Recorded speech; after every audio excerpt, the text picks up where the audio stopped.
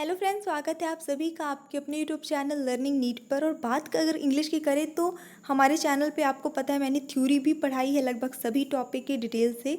और साथ ही साथ प्रैक्टिस सेट भी 100 से ज़्यादा प्रैक्टिस सेट सिर्फ इंग्लिश के अवेलेबल हैं चैनल पे आपकी प्रैक्टिस के लिए, चाहे आप कोई भी एग्ज़ाम देने जा रहे हो जिसमें आपका इंग्लिश ग्रामर एक सब्जेक्ट बनता है।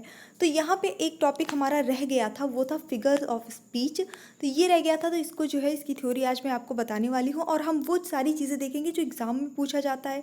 साथ ही साथ आप कैसे उसे पहचानेंगे, कैसे आप उसे याद रखेंगे, विद एग्जांपल्स हम ये सारी चीज़ें देखते चलेंगे। तो इंपॉर्टेंट जो फिगर ऑफ स्पीच है वो हम फिलहाल इस वीडियो में कवर करेंगे काफ़ी कम टाइम में। तो चलिए स्टार्ट करेंगे सेशन बिना टाइम वेस्ट किए। और अगर आप चैनल पर न्यू हैं तो प्लीज़ वीडियो देखने के बाद सब्सक्राइब भी कर दीजिएगा। तो सबसे पहले आते हैं फिगर्स ऑफ स्पीच। तो इसको हिंदी में जो आप अलंकार पढ़ते हैं वही चीज़ है इंग्लिश में फिगर ऑफ स्पीच। अब ये बात करते हैं कि सिलेबस में जो है ये आपके कुछ स्टेट के सिलेबस में ये 12th तक नहीं मिलता है सिर्फ, या इसका जिक्र बस मिलता है। और कुछ स्टेट में ये बहुत ही ज़्यादा अच्छे से पढ़ाया जाता है। तो फिलहाल आप किसी भी स्टेट के हो तो यहाँ पे मैं आपको बता दूँ कि आपको इसको एक पढ़ना है, क्योंकि ये सभी कॉम्पिटेटिव एग्जाम में आता है। फिगर ऑफ स्पीच नॉर्मली होता क्या है कि जो एक सामान्य से आइडिया को, सामान्य सी भावना को, सामान्य सी बात को थोड़ा बढ़ा चढ़ा के या थोड़ा सा सजा संवरा के, जैसे अलंकार जो काम करता है कि थोड़ा उसको अलंकृत करके रिप्रेजेंट करता है। तो ये होता है फिगर ऑफ स्पीच। कुल मिला के अलंकार यूज़ कहाँ होता है? जाहिर सी बात है, कोई भी आप काव्य लिखते हैं, कोई भी आप कोई सी रचना करते हैं इंग्लिश में, है ना, पोएट्री वगैरह, तो उसमें यहाँ पे ये यूज़ होता है। अब बात करते हैं फिगर ऑफ स्पीच होते कितने हैं, तो काफ़ी सारे होते हैं। तो यहाँ पे जो मेन पूछे जाते हैं एग्ज़ाम में वो आपका एलिट्रेशन पूछा जाता है, जिसको हम अनुप्रास कहते हैं, सिमली, मेटाफोर। खैर डिटेल से देखते हैं इनको हम। सबसे पहले सिमली जो काफ़ी पूछा जाने वाला एक अलंकार होता है, जिसको हिंदी में आप, हिंदी मैंने इसलिए लिख रखी है क्योंकि हिंदी से अलंकार शायद आपको बनता होगा तो आप इजीली जो है रिलेट कर पाएंगे। उपमा अलंकार। तो यहाँ पे क्या होता है, दो अलग अलग वस्तुओं की तुलना की जाती है जिसमें कम से कम एक गुण समान हो। तो ये चीज़ का ध्यान रखना है कि दो चीज़ों के बीच में कंपैरिजन होगा, लेकिन वो दोनों चीज़ों के बीच में कोई एक चीज़ तो कॉमन होनी चाहिए। ठीक है। पहचान क्या है? पहचान होता है कि इसमें इस तरह के वर्ड यूज़ होते हैं, जैसे एज, लाइक, एज, सो, इस तरह के, लाइक, एज, सो, इस तरह के वर्ड्स यूज़ किए जाते हैं। कुछ एग्जाम्पल देखेंगे, जैसे कि life is like a dream. जीवन बिल्कुल एक सपने जैसा है ना। तो एक जीवन है और एक सपना है, दोनों को आपस में कंपेयर किया जा रहा है, तुलना की जा रही है, उपमा दी जा रही है। एक तरह से जीवन को जो है सपने की उपमा दी जा रही है कि जीवन क्या है, सपना है, सपने जैसा है। लेकिन यहाँ पे वर्ड यूज़ हुआ है लाइक, जिससे आप बहुत ही ईजिली पहचान लेंगे कि ये कौन सा आपका फिगर ऑफ स्पीच है, सिमली है। ठीक है। इसी तरह से my love is like a red red rose. मेरा प्यार जो है, मेरा प्रेम जो है वो बिल्कुल एक लाल रंग के गुलाब के जैसा है। तो मतलब मेरे प्रेम को कंपेयर किया जा रहा है किससे, कहने उपमा क्या किसकी दी जा रही है, कंपेयर नहीं, उपमा कह सकते हैं रेड रोज़ की। ठीक है। तो यहाँ पे अगेन लाइक वर्ड यूज़ हुआ है। I wandered lonely as a cloud. मैं बादलों की तरह, बादल की तरह जो है, बादल के जैसा अकेला भटकता रहा। ठीक है, कहने का सेंस ये है। तो यहाँ पे अब कोई भी इंसान बादल के जैसा नहीं भटक सकता है फिलहाल, लेकिन यहाँ एज यूज़ हुआ है तो इससे आप बहुत ईजिली पहचान लेंगे। Seema is as beautiful as Rita. अब यहाँ पे ये चीज़ देख लीजिए, यहाँ पे भी तो एज यूज़ हुआ है। Seema is as beautiful as Rita. क्या ये भी सिमिलर है? यहाँ पे भी उपमा अलंकार यूज़ हुआ है? नहीं हुआ है, क्योंकि यहाँ पे दो अलग वस्तुओं की तुलना नहीं हो रही है। सीमा भी लड़की है, रीता भी लड़की है, और बोला जा रहा है कि सीमा भी रीता के जितनी ही खूबसूरत है। तो यहाँ उपमा नहीं दी जा रही, दो अलग अलग वस्तुओं का कंपैरिजन यहाँ पे नहीं हो रहा है। तो ये आपका सिमिली नहीं है, भले ही यहाँ पे एज लगा है। तो यहाँ एज, फिर आपका एडजेक्टिव और फिर एज लगा है, इस चीज़ का भी ध्यान रखना है। तो लाइक, एज, सो रट डालिए तो ये आपका सिमिली हो जाएगा। आते हैं मेटाफोर पे, यानी कि जिसको आप हिंदी में कहते हैं रूपक अलंकार। ठीक है।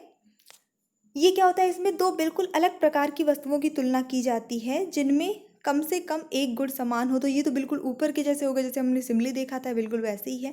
लेकिन इसमें तुलनात्मक शब्दों का प्रयोग नहीं किया जाता है, ये इसकी सबसे बड़ी खासियत है। जैसे ऊपर लाइक, एज, शो आप यूज़ कर रहे थे, यहाँ पे आप इसका ये यूज़ नहीं करेंगे। जैसे लाइफ इज़ अ ड्रीम, अब ऊपर क्या था, life is like a dream, life is like लगा था।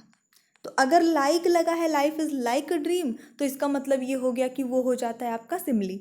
अगर लाइक नहीं लगा है लाइफ इज़ अ ड्रीम, मतलब साफ साफ मतलब दावा किया जा रहा है कि जो जीवन है वो एक सपना है, सपने जैसा नहीं है, सपना है। ठीक है, तो यानी दो अलग अलग चीज़ें हैं, दोनों के कंपैरिजन किया जा रहा है कि डायरेक्टली बोल दिया जा रहा है, कंपेयर क्या किया जा रहा है, बोल दिया जा रहा है कि जीवन जो है वो एक सपना है। कोई लाइक एज शो ऐसा वैसा जैसा तैसा कुछ भी यूज़ नहीं करना है। तो वहाँ पे आपका कौन सा फिगर ऑफ स्पीच होगा? Metaphor.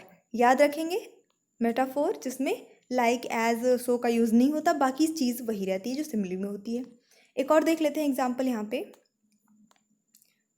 Camel is the ship of desert.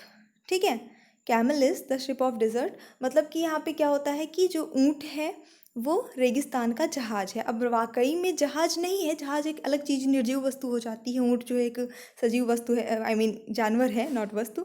तो यहाँ पे दोनों अलग चीज़ें हैं, लेकिन साफ साफ बोला जा रहा है कि नहीं, ऊँट जो है वो क्या है? जहाज है रेगिस्तान का। ठीक है, और जैसा नहीं बोला जा रहा है कि जहाज जैसा है, जहाज है।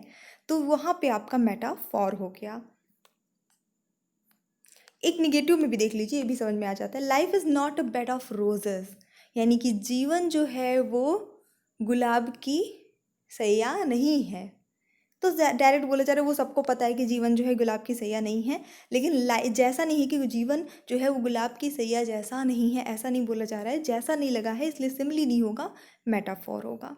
यानी कि विपरीत तरह की चीज़ों का कंपैरिजन किया जा रहा है, एक दूसरे को, एक दूसरे की उपमा दी जा रही है, लेकिन कोई भी कंपैरेटिव वर्ड्स यूज़ नहीं किए जा रहे हैं। आते हैं पर्सोनिफिकेशन में, जो कि सबसे आसान होता है पहचानना, जिसको हम हिंदी में मानवीकरण अलंकार कहते हैं।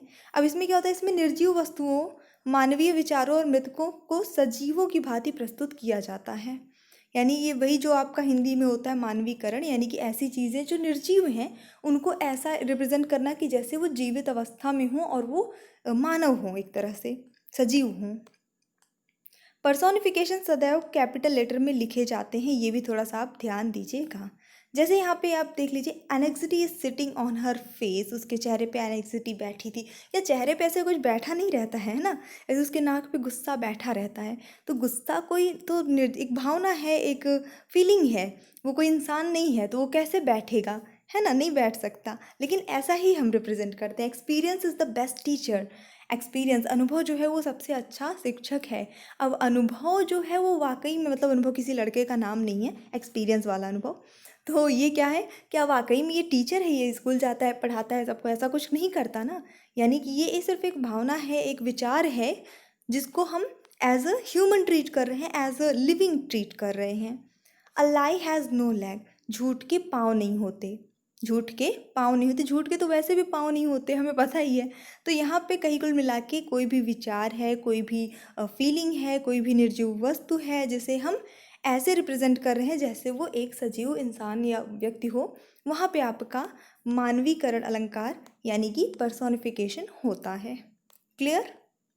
आगे देखेंगे, थोड़ा सा मैं स्लो समझा रही हूँ ताकि जिन्होंने कभी नहीं पढ़ी, क्योंकि मैंने बताया ना कुछ स्टेट के लोगों को जिन्होंने 12th तक इंग्लिश भी पढ़ी है तो उनको शायद नहीं पता होगा। ये मेरा पर्सनल एक्सपीरियंस है, मैंने। नेक्स्ट जो है आपका संबोधन अलंकार या एपोस्ट्रॉफी कहते हैं इसे। इसमें क्या होता है, संबोधन वह अलंकार है जिसमें निर्जीव ऑब्जेक्ट या निर्जीव वस्तु जो होती है, मानवीय विचार, मृतक या जो उसको सजीव के समान ही प्रस्तुत किया जाता है। यानी ऊपर जैसे था ना आपका पर्सोनिफिकेशन, वैसे ही था, पर इस चिन्ह में आपका जो एक्सक्लेमेशन मार्क होता है, जिसमें आदि बोधक चिन्ह होता है, उसका यूज़ किया होता है। मतलब सब कुछ पर्सोनिफिकेशन जैसा ही है, सिर्फ अंतर क्या होगा, इसमें ये चिन्ह का प्रयोग किया जाएगा। हम एग्जाम्पल देखेंगे, लाइक ओ डेथ कम सून। ठीक है, ये लिखा है, तो देखिए अब ये कोई इंसान तो है नहीं कि आएगा ऐसे चल फिर के, ठीक है, लेकिन यहाँ पे उसको एज अ ह्यूमन ही ट्रीट किया गया, एज अ लिविंग ऑर्गेनिज्म ही ट्रीट किया गया है। तो यहाँ पे ये जनरली पोएम्स वगैरह में यूज़ होता है। Life you are the best teacher, जीवन यानी कि ज़िंदगी, जीवन तुम सबसे अच्छी शिक्षक हो। तो वाकई में लाइफ कोई टीचर नहीं है, लेकिन फिर भी हम कह देंगे लाइफ सबसे अच्छी टीचर है, क्योंकि हमें बहुत कुछ सिखाती है। तो यहाँ पे सब कुछ वही, अगर यहाँ पे ये होता है कि life is the best teacher, life is the best teacher ये होता तो पर्सोनिफिकेशन यहाँ पे हो जाता। लेकिन अगर लाइव लिख के एक्सक्लेमेशन मार्क लगा दिया गया है you are the best teacher, तो यहाँ पे आपका कौन सा हो गया, एपोस्ट्रॉफी। ठीक है, तो मतलब कि दो दो हम कंपेयर करते चल रहे हैं, एक जैसे ही अलंकार हैं, एक जैसे ही फिगर ऑफ स्पीच है, बस हल्का हल्का सा डिफरेंसेस है जो आपको याद रखना है। क्योंकि जब भी एग्ज़ाम में आएगा, मान लीजिए अगर एग्ज़ाम में इसका एक क्वेश्चन आया तो इसके साथ में इसके ऑप्शन में ये वाला आपको देगा फिगर ऑफ स्पीच और साथ ही साथ पर्सोनिफिकेशन भी देगा। मतलब कि जो भी आएगा एग्ज़ाम में ये चीज़ का ध्यान रखिएगा, उसके सेम जैसा जो दूसरा अलंकार होता है, फिगर ऑफ स्पीच होता है, वो ऑप्शन में ज़रूर से ज़रूर डालेगा ताकि लोग कंफ्यूज होके उसको लगाएं। इसके बाद आते हैं हाइपरबोल, जिसको हिंदी में आप कहते हैं अतिशयोक्ति अलंकार। ये क्या होता है इसको थोड़ा सा हम देख लेंगे। तो अतिशयोक्ति अलंकार में हमें पता है कि कोई भी वस्तु होती है उसकी वास्तविक स्थिति से थोड़ा बढ़ा चढ़ा के या घटाकर, कुल मिला के अच्छा या बुरा कुछ भी जो भी जैसा है एक्चुअल में उससे या तो बहुत अच्छा बता देना बढ़ा चढ़ा के, या फिर बहुत ही उसकी बुराई कर देना, ये जो होता है आपका अतिशयोक्ति अलंकार यानी कि हाइपरबोले में आ जाता है। एग्जाम्पल देखेंगे, all the perfume of Arabic will not Sutton this little hand. मतलब कि ये जो मेरे हाथ हैं, ये छोटे छोटे हाथों को पूरे अरब के जितनी भी परफ्यूम्स हैं पूरे इत्र आ जाएं तो भी इसको महका नहीं सकते हैं, ये कहने का अर्थ है। ठीक है, क्या वाकई में ऐसा हो सकता है कि मतलब पूरी दुनिया का मतलब ऐसे परफ्यूम आ जाए किसी के हाथों पे डाल दो वो महकेंगे नहीं? तो यहाँ कुछ समझाने के लिए कहा जा रहा है, इनडायरेक्टली किसी और बात को के लिए कहा जा रहा है, इसलिए नहीं कहा जा रहा कि वाकई में परफ्यूम ला के डालो हाथ महकाना है, ऐसा नहीं है। यूज़ किया जा रहा है इसको एज एग्जाम्पल। लेकिन बात तो यही है ना कि बढ़ा चढ़ा के बताया जा रहा है, ऐसा पॉसिबल नहीं है। I have not seen her for ages, मैंने उसको ज़माने से नहीं देखा है। अब ज़माने से का क्या मतलब है, एक ही तो ज़िंदगी है, अब कितनी ज़िंदगी, मैंने कहते ना मैंने उसको जन्मों से नहीं देखा है, मैंने उसको न जाने कितने ज़माने हो गए। ये ज़माना तो एक ही, हम एक ही ज़माने में तो रहते हैं, बेसिकली एक ही पीढ़ी हमारी होती है।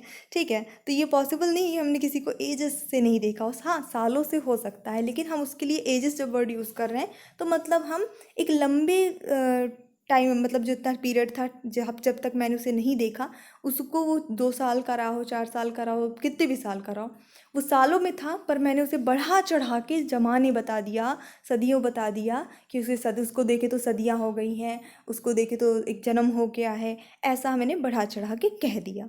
ठीक है, तो यानी कि कुल मिला के बढ़ा चढ़ा के किसी चीज़ को कहना, तो वो आपका हो जाता है हाइपरबोल। इसके बाद आते हैं ऑक्सीमोरॉन, ये भी पूछा जाता है। वैसे देखिए बहुत सारे होते हैं, लेकिन यहाँ मैंने अभी इस वीडियो में वही इंक्लूड किया है जो ज़्यादा पूछा जाता है।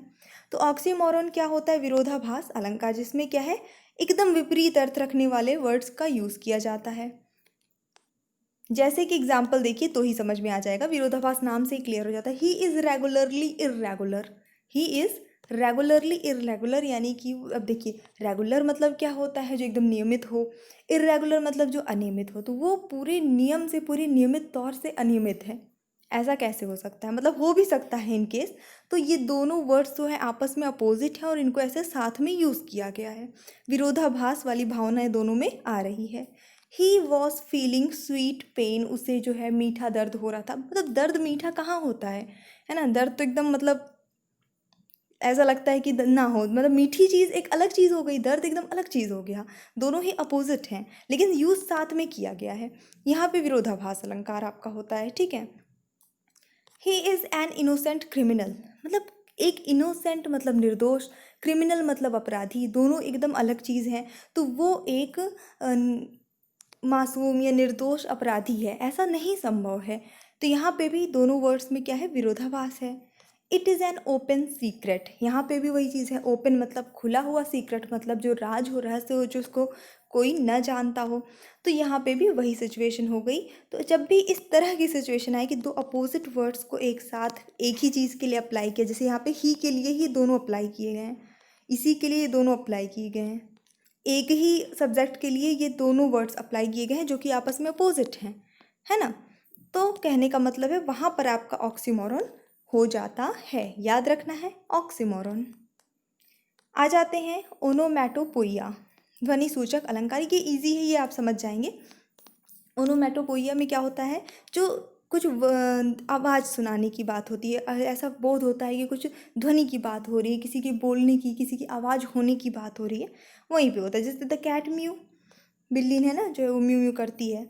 The door open with a band, मतलब जो दरवाज़ा खुला तो उससे एक आवाज़ आई बैंड की। कुकूज कू, यानी कि जो कोयल होती है कू कू करती है। हमिंग ऑफ बीज, है ना, मक्खियों का जो है भिनभिनाना, उनकी हमिंग जो साउंड होती है वो। कुल मिला के जहाँ भी ये साउंड निकलने की बात हो रही हो, कुछ आवाज़ होने की बात हो रही है, वहीं पे आपका ओनोमैटोपोइया अलंकार, I mean figure of speech हो जाता है। मैंने बहुत ही सरल शब्दों में समझाने की कोशिश की है और मुझे उम्मीद है कि जितने अलंकार आज हमने देखे हैं वो आपको समझ में आ भी गए होंगे। अब बात करते हैं इसकी, आप करेंगे कैसे, इसको याद कैसे रखेंगे। तो देखिए, उसके लिए आपको थोड़ी सी प्रैक्टिस करनी पड़ेगी। साथ ही साथ आपको क्या करना है, जो दो दो अलंकार के सेट रहे हैं, जो सेम रहे हैं, जिसमें बहुत हल्का डिफरेंस रहा है, उनके नाम को एक साथ आपको रट के चलना है। तो आपको क्या है, कन्फ्यूज़न नहीं होगी। जैसे हमने पहले क्या देखा था, सिमली फिर मेटाफोर, जो कि लगभग लगभग एक जैसे ही अलंकार थे। तो सिमली मेटाफोर इसका आपको सेट याद रख के चलना है, क्योंकि एग्जाम्पल में अगर मेटाफोर का, सॉरी, एग्ज़ाम में मेटाफोर का जो है क्वेश्चन आया, तो एग्जाम आपके ऑप्शन में मेटाफोर ऑप्शन भी रखेगा और सिमली भी रखेगा, ताकि आप हों कन्फ्यूज़। तो आपको कहीं ना कहीं कंपेयर करने में हेल्प मिल जाएगी। अगर मेटाफोर या सिमली का कुछ भी याद है तो आपको पता चलेगा सिमली या मेटाफोर में से ही कुछ आंसर होगा, बाकी ये दोनों ऑप्शन एलिमिनेट हो जाएंगे सीधे सीधे। ठीक है, तो आपको थोड़ी सी 50% की हेल्प मिल जाएगी। वो 50-50 वाली लाइफ लाइन जो होती है वो आपको यहाँ पे मिल जाएगी।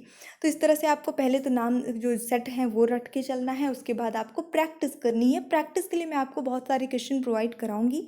चैनल पे बने रहिएगा, सब्सक्राइब करके बेल आइकन प्रेस कर दीजिएगा, ताकि जब कभी भी मैं प्रैक्टिस का वीडियो अपलोड करूँ आपको मिल जाए। So thanks for watching, keep studying and bye bye.